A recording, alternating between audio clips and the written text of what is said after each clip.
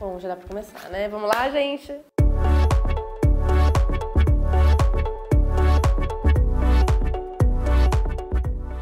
Sejam bem-vindos ao Conexão Cultura, o programa que te conecta à cultura em São José dos Campos. E hoje eu tô aqui com a Bruna Paixão, também conhecida como Kate Williams. A gente vai explicar direitinho esses dois nomes. A gente tá hoje nessa agência, né, que ela fundou, que ela criou, mas ela teve que passar por muitos desafios e a gente vai contar toda essa história dela, as publicações. Gente, essa mulher já publicou, já lançou 10 livros. E ela é super novinha, tem muita história pra contar, né, Bruna? Sim, com certeza. Pretendo escrever até o resto da vida. Não, e aí tem muito vindo por aí ainda, né? Eu queria começar falando desse pseudônimo, né? Acho que a gente nunca falou aqui no Conexão Cultura sobre isso. Você pode explicar pra gente? Seu nome é Bruna Paixão e você assina a literatura como Kate Williams, né? Isso. Da onde que veio esse nome? Então, na verdade, assim, a minha história com a literatura, ela começou desde que eu era muito novinha. Eu comecei a ler com 5 anos, comecei a entrar nesse universo dos livros e eu sempre tive imaginação muito fértil. Então, pra mim, sempre foi um escape, né? Sempre foi um momento de eu fugir da realidade, conseguir fantasiar. E acaba que quando eu comecei a escrever as fanfics, né? Então, os adolescentes aí vão entender muito bem o que é. Comecei a escrever as fanfics em sites, na época era o Nia Fanfiction, e eu amava escrever, mas eu morria de vergonha, porque eu sofria bullying na escola.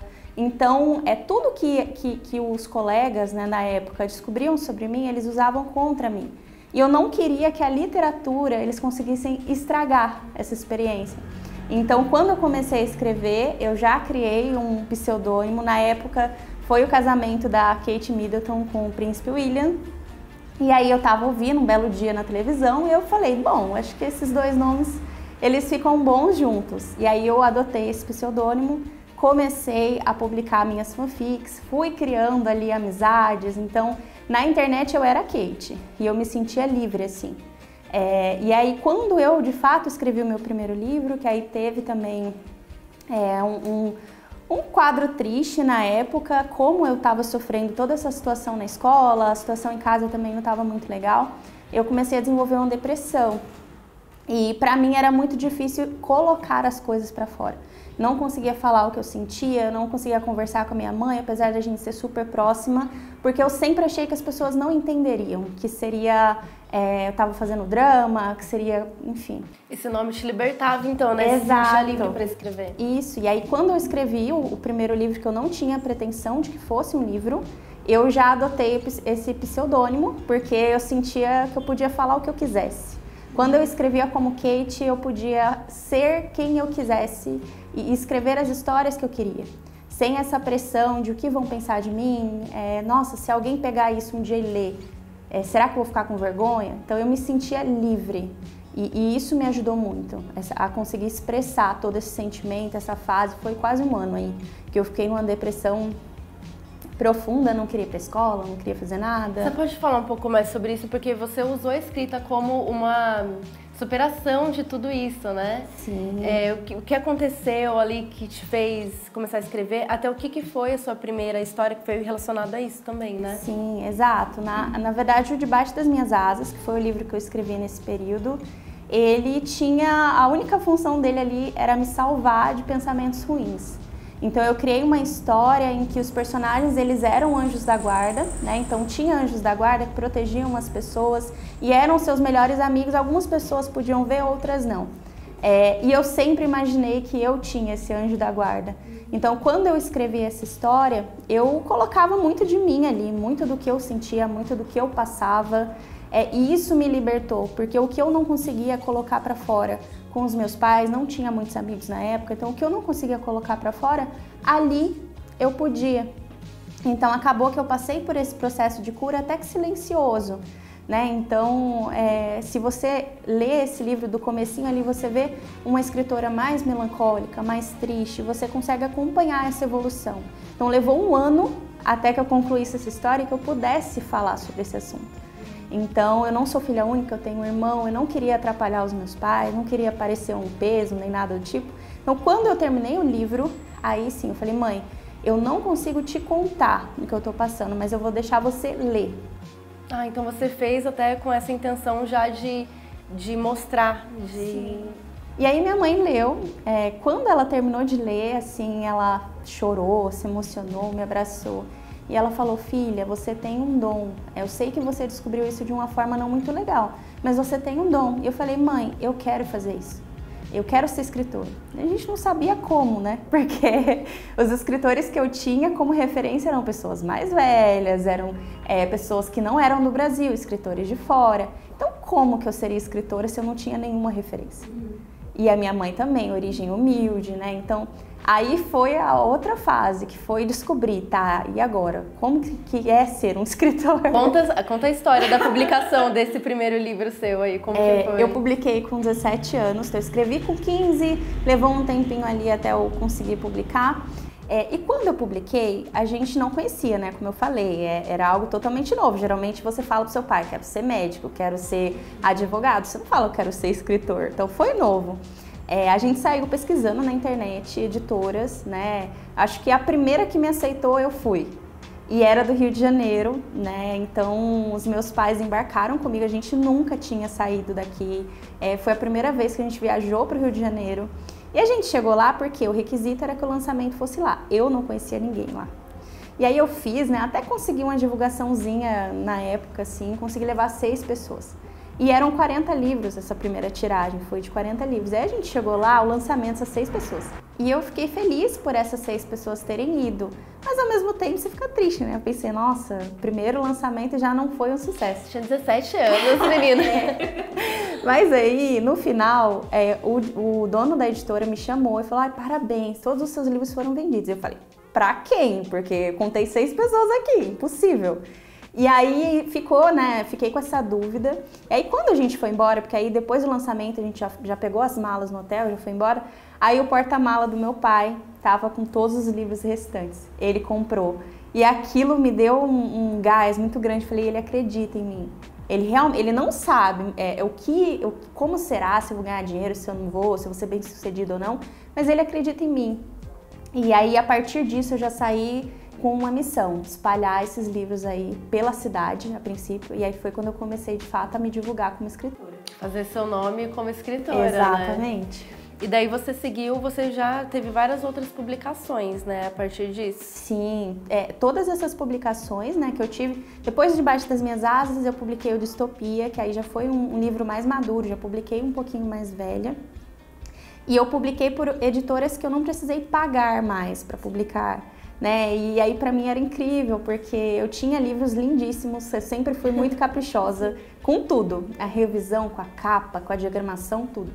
E aí eu comecei a realmente ter leitores. E essa virada de chave, de que você começa a impactar pessoas com o que você escreve, isso para mim foi surreal. Começar a receber mensagem de pessoas que liam, se identificavam.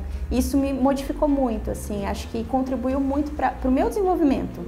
A gente vai falar mais sobre isso, gente, porque ela tem muita história a partir disso, né? Esse mundo que você entrou e continuou publicando. Só que a gente vai dar aquele intervalo e a gente volta no próximo bloco.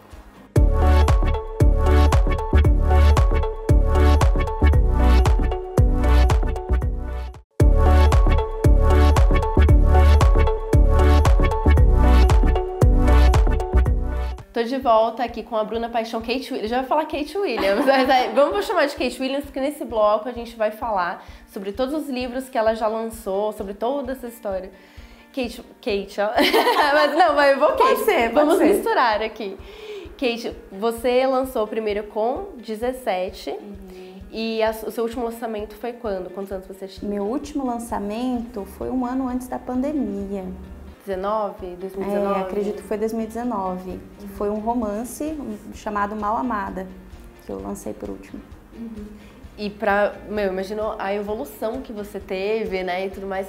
Vamos contando a história de cada um dos livros, assim. O primeiro você falou foi o Debaixo das Minhas Asas.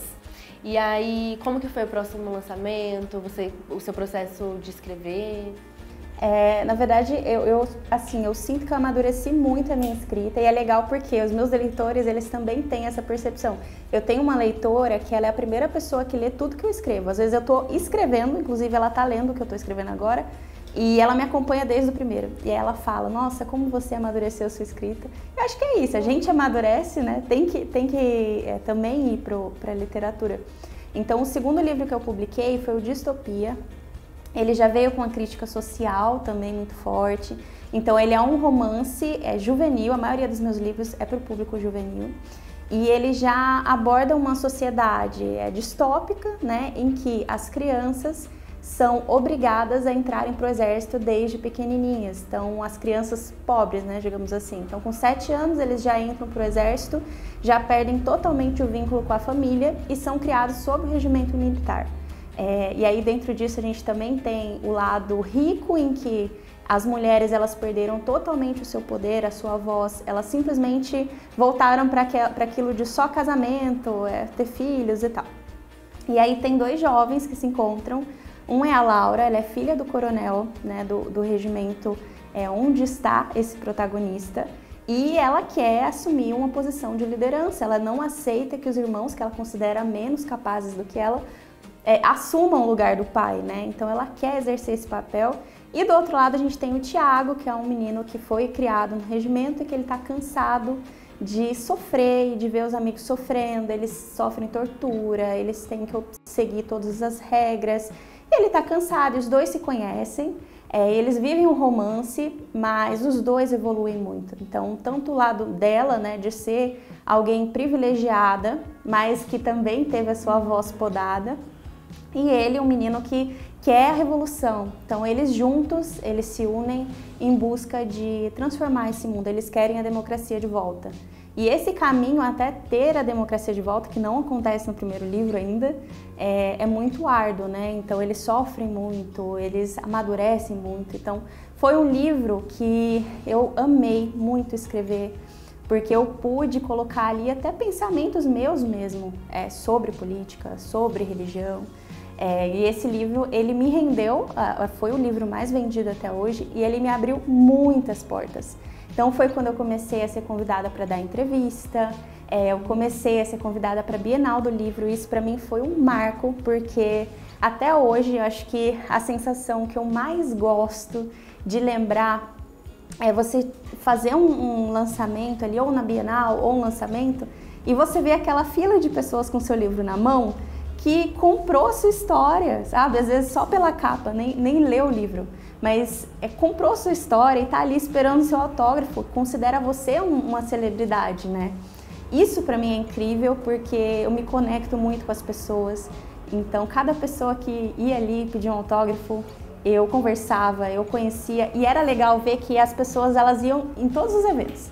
Então eu reconhecia, sabe?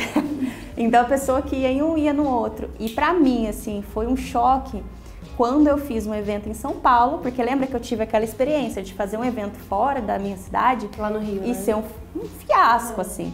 E aí, quando eu fiz um evento em São Paulo, eu já tava com medo. Falei, gente, foi pro lançamento do meu terceiro livro, que foi o A Fada Madrinha.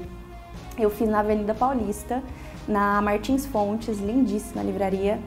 E eu fiquei com muito medo, falei, não vai ter ninguém. Já fiquei imaginando. E aí, quando eu cheguei lá, porque eu ainda cheguei atrasada, enfim, na época eu não dirigia, óbvio, né? Então, acabou que eu cheguei lá atrasada e tava lotada a livraria. Lotada. Como você se sentiu, cara? Nossa, pra mim, assim, foi um sonho virando realidade. Eu fiquei tão feliz. E essa sensação pra mim é indescritível, da conexão com as pessoas. Eu já fiz lançamento no Ceará, também estava cheio, estava lotado.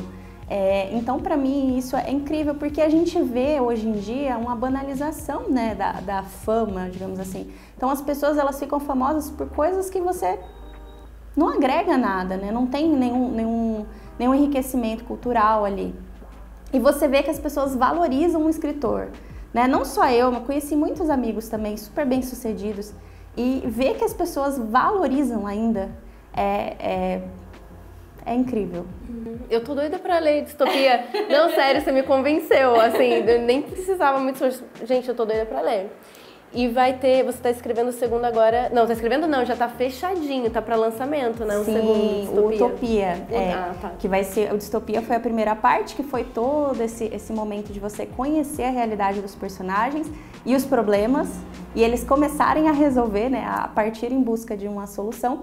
E o Utopia, ele já, apesar do nome, né? Porque o Utopia ele tá associado a um... Ai, deu tudo certo. Não. O Utopia, os personagens estão muito maduros. A minha escrita também evoluiu, porque eu escrevi anos depois do Distopia. Mas o principal eles estão descobrindo que a luta pela democracia não é um desejo de todos, né? Então não é todo mundo que quer. Aí eles acham que é o melhor, mas não é todo mundo que concorda com eles. E eles também estão descobrindo o quanto o ser humano é cruel. Então começam a surgir seitas, né? Então grupos que estão focados em destruir. Só que esses grupos, eles estão infiltrados no dia a dia desses protagonistas. Então é uma traição dupla, porque às vezes uma pessoa que eles confiaram muito, que era amigo, que frequentava a casa, é uma pessoa que está planejando a morte deles, né? Então esses personagens, eles entram no alvo do tiro, digamos assim. Eles começam a ter um foco muito grande para esses grupos para o lado negativo. Então os personagens, eles vão precisar amadurecer muito rápido. Ó, já tá tendo os spoilers. Não, spoiler não, né? Mas já tá sabendo. Gente, eu tô muito curiosa pra ler esse livro. E assim, a gente pode. Como que a gente acompanha, né? Pra saber quando que vai ser lançado, quando que a gente pode comprar. Até os que você já lançou, né? Tem alguns que estão disponíveis para venda ainda, se não me engano, Distopia, o Hunter, que também é um juvenil de terror que eu escrevi, que também teve um burburinho em volta, porque a minha escrita ali foi muito explícita, né? E as pessoas me veem, às vezes, eu sempre fiz os lançamentos com coroa de flores, né? Toda fofa. E aí quando eu lancei esse livro, nossa, foi disruptivo. Escândalo. Foi disruptivo. Então o Hunter e o Distopia e o Mal Amada, que foi o último, eu sei que eles têm à venda ainda. Mas eu sempre divulgo no meu Instagram, que é Kate Williams, eu deixei Kate Williams ainda, para que os meus leitores possam me achar, né? Então, apesar de eu ter crescido, mudado, eu nunca quero deixar esse lado meu escritora morrer. Então é por isso que ele se mantém lá, Kate Williams, firme e forte. Legal. Mas junto à sua escrita, né, publicação de livros, ela também criou uma agência de marketing e a gente vai falar mais sobre isso no próximo bloco. Até o que é o storytelling, qual que é o caminho aí, né, da literatura para o marketing que você usa hoje também, né? A gente já volta, até o próximo bloco.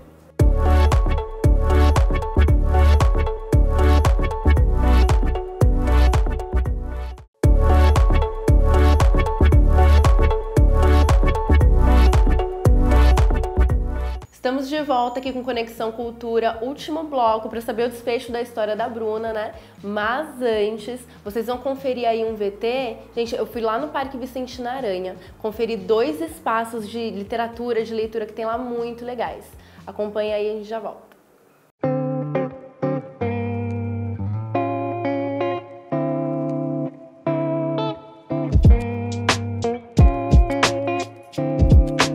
Oi, gente, eu tô aqui, ó, domingo, no Parque Vicentina Aranha. Vários eventos, tá até rolando um som aí, mas o programa de hoje tá focando no literário, né? E aqui tem várias opções, vou falar delas hoje. Eu tô num espaço bem legal que tem aqui, o Cantos de Leitura.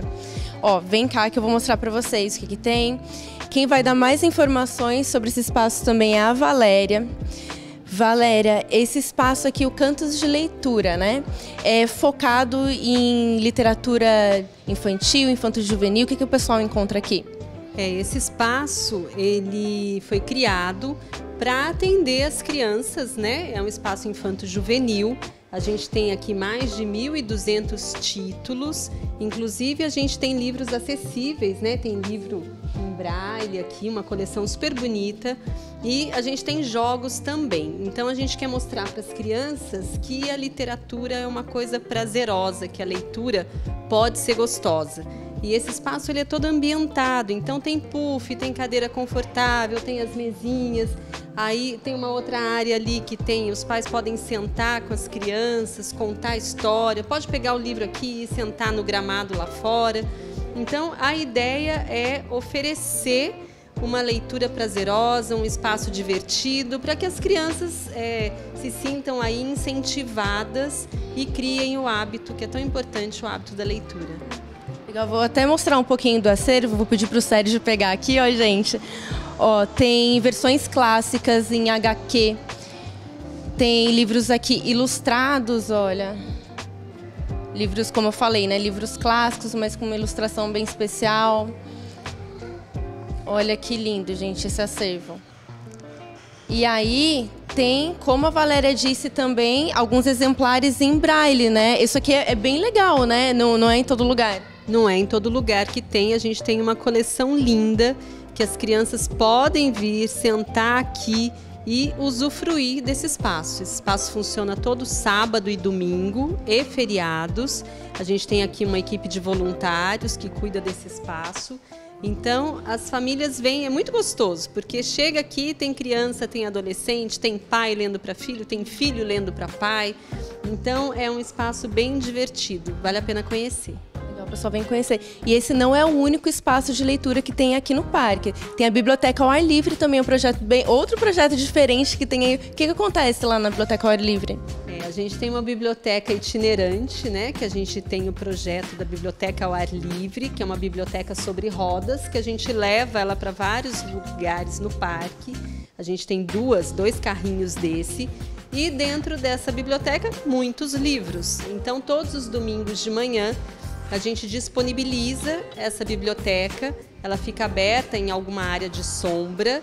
E aí os livros ficam lá disponíveis, que as pessoas podem sentar no gramado, sentar em algum lugar para poder fazer a sua leitura. E uma vez por mês a gente traz um escritor para contar histórias, que aí é o projeto Clubinho de Leitura, que aí nesse espaço da Biblioteca ao Ar Livre esse escritor vem e conta a história também para a criançada. Legal, o pessoal pode conferir a programação, sempre fica disponível no site, né? Sempre no site, nas nossas redes sociais.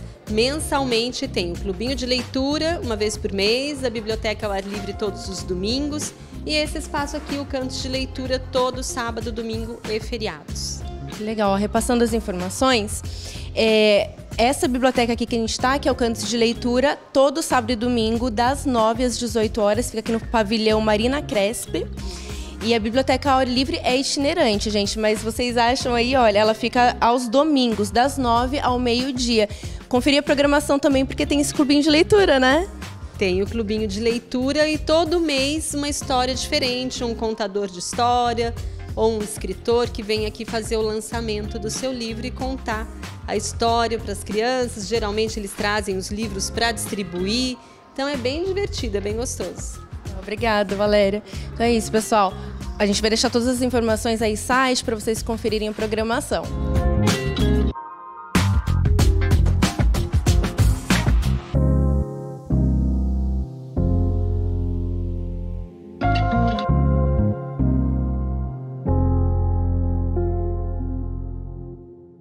Bacana, né, gente? Olha, a gente vai deixar site, redes sociais para vocês conferirem a programação, para saber quando que rolam aqueles eventos, né, de contação de histórias e tudo mais. Aproveita. Tô de volta aqui, então, com a Bruna. Bruna, a gente vai falar... Agora é Bruna, voltou a ser Bruna. Foi de Kate para Bruna de novo. Você tá com essa agência de marketing aqui, né? E eu queria saber como que foi aí a história, né? Quando que começou ali o bichinho de... Por que você escolheu ter agência de marketing? E queria que você explicasse isso do storytelling, o que é. Bom, ao mesmo tempo em que eu me desenvolvia como escritora, também com 17 anos eu comecei no meu primeiro emprego. Então eu fui já para o setor de marketing de uma empresa aqui de São José, e lá eu era menor aprendiz, né? Só que eu pude descobrir um outro lado meu, né? Que é o lado da comunicação. Eu gosto muito de comunicação. Lá eu pude conhecer muitas pessoas e também entender muito do marketing, o que é, como que se faz, se constrói a história de uma empresa. E aí o que acontece? Nessa trajetória eu descobri que eu poderia conectar as minhas duas maiores paixões, o marketing e a literatura, através do marketing de conteúdo. O marketing de conteúdo ele também está conectado muito com o storytelling, porque ele basicamente ele baseia-se no conceito de que para que você possa vender o seu produto, você precisa ser uma pessoa interessante, a sua marca ela precisa ser bem construída, você precisa saber contar a sua história. Né? Então o marketing de conteúdo ele está totalmente casado com o que eu faço, né? Com o que eu faço nos livros de contar histórias e conseguir utilizar dos gatilhos ali emocionais, porque numa história você desperta raiva, você desperta medo, você desperta amor, Você consegue fazer tudo isso por meio dos personagens. Então, no final de um livro, às vezes você até tá com raiva de uma pessoa que nem existe, né? Então, você consegue isso na literatura e no marketing também. Você pode usar o storytelling para contar a história da sua empresa, para fazer com que ela venda por quem ela é, não pelo preço que ela tem, não pelo produto que ela tem. Então, basicamente, eu descobri isso e eu comecei a trabalhar muito forte. Nunca pensei que eu poderia usar a literatura para algo além de escrever, que na verdade acaba que é o meu hobby, né? Hoje no Brasil a gente não tem muito isso de o escritor conseguir viver disso, né? Então eu precisava de uma renda e o marketing de conteúdo me trouxe isso, porque eu posso trabalhar os conteúdos, né, as histórias, de um jeito único, né, também com uma carinha ali, criando personagens, só que os personagens acabam que eles são reais, né? E isso fez com que eu, mais tarde na minha vida, começasse a Monk, que é a minha agência, especialista em marketing de conteúdo. Então, o trabalho que a gente faz aqui é muito de entender quem é a empresa, mas também trabalhar para construir a história dela, né? Então, como que ela pode contar essa história de uma forma que ela vai cativar o público, né? Então, tá tudo muito alinhado. O marketing e a literatura, eles andam juntos, né? Porque você pode hoje usar o artifício da história para gerar conexão com o seu público. Isso também te dá espaço para continuar escrevendo, né? E publicando. Exatamente. Então, por exemplo, eu estou escrevendo hoje o meu 12º livro e eu consigo conciliar com a minha rotina aqui.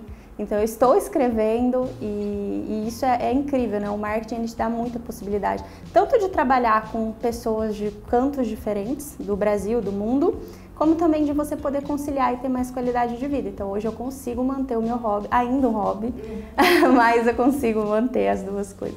Mas que bom, porque daí a gente não fica também sem os livros da Kate e da Bruna.